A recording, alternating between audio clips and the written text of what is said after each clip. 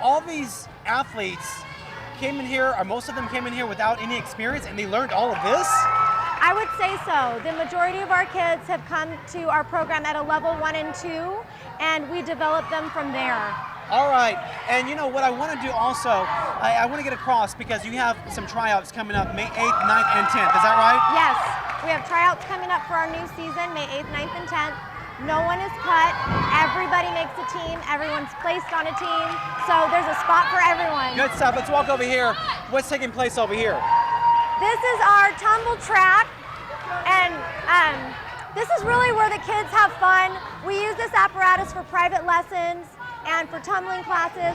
This really helps our kids elevate, fine-tune, and just really get their skills.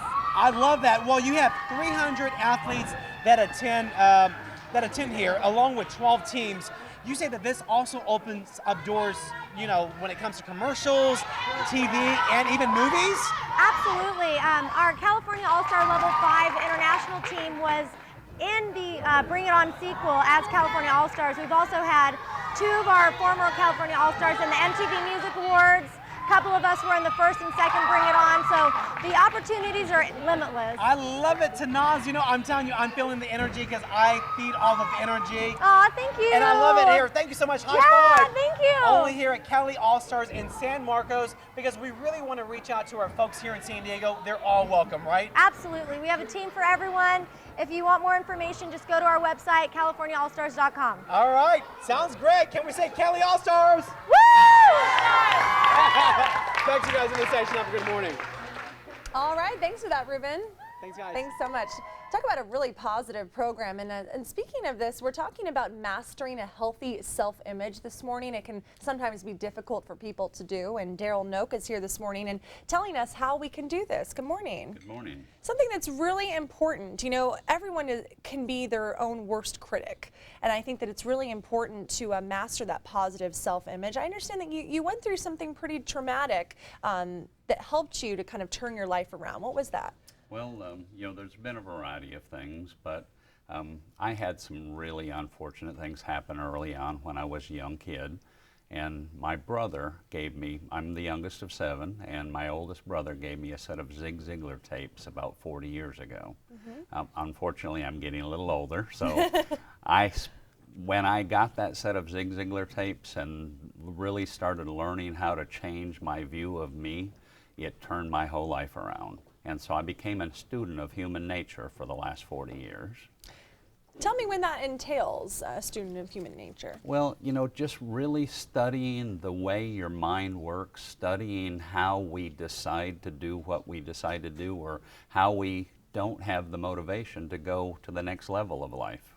How do we build that healthy self-esteem? Because I know that there are certain things that each of us individually can do to build that self-esteem up and be more positive. Well, you know, I think one of the best things you can do to really start building your self-esteem is start thinking of others more than you think of yourself. You know, we all have a tendency to have a little self, you know, gratification thing that we want to be doing all the time, but the more you do for others, the more it builds your self-esteem. But then I also have a small little practice that I started years ago, and that's a little card that I give away to people, and it simply says, I like myself, I love my life, I'm excited, I'm happy, I'm healthy, and I add brightness to the life of everyone I meet. I truly believe in also surrounding yourself with positive influences and positive people. How do you, let's say you do have a negative thought in your mind, how do you dismiss it? It's very tough because it can sometimes be a tumbleweed effect, and you know, one negative thought turns into multiple. You're right, and what I do is I literally think of my, you know, and I say, I've got to stop thinking about that, and I consciously start thinking about something different.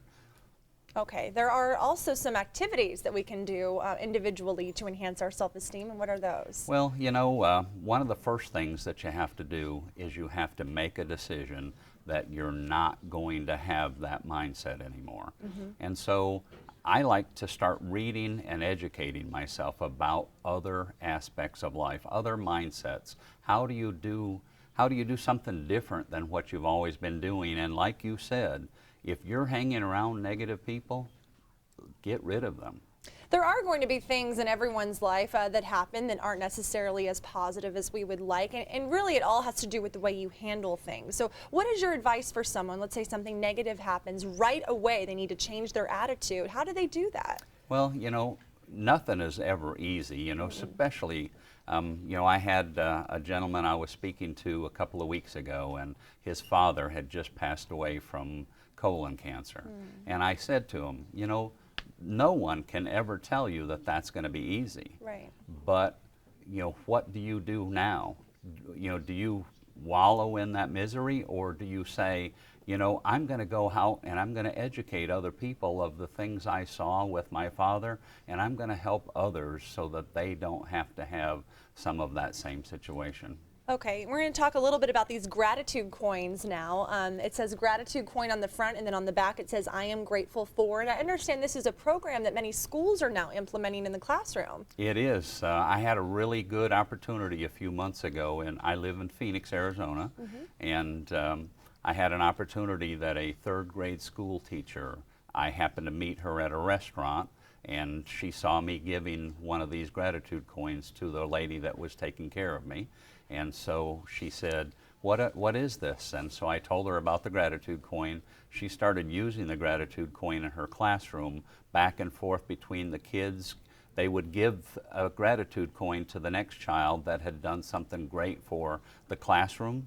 And so she told me all about that. A few weeks later, the local TV station did a story, and now schools all over the country have emailed me and said, can I start using gratitude coins in my classroom? Isn't that amazing? And now you're dropping them off, some in San Diego, some in LA, and they're literally being used in schools right here in town. Right. It's been really exciting to see. It's been very touching also to see how the kids are using it and how it's actually touching those kids' life and changing their mindset in school. That's so great. Great for the teacher too. Give them the coins and they can hand out, and it just promotes that positive environment. Absolutely. Let's talk a little bit more about your book, Mastering a Healthy Self-Esteem. What inspired you to write this book? Well, I grew up with a very poor self-esteem. I really had low self-confidence, and I retired about 3 years ago. And after I retired, after about 2 years, I said, I need to do something, but if I'm going to go do something, I want to do something that means something. And I said, you know how to take a young boy growing up in the ghetto of Chicago with a disfigured face. I've had 16 hours of surgery on my face from an accident when I was a young kid, but I grew up with that disfigured face. I said, you know how to take that young kid with a disfigured face on welfare, turn him into a massively successful business person, and that's what you need to teach people. So I wrote a book to go out and teach people. It doesn't matter what your circumstances is, it matters how you respond to it. Okay, well, thank you so much for coming. There is a book signing where you can go and meet Darrell on Thursday at Bay Books on Coronado, and then also on Saturday at Controversial Books on University Avenue. Thank you so much for coming today. Well, thank you. I'm going to give you a coin. I'm grateful that you came. Thank you. Thank you so much, Darrell. Up next this morning, has it been a long time since you felt like dancing? Well, we're celebrating an end to foot pain. Get ready to kick up your happy feet. That's when we come back.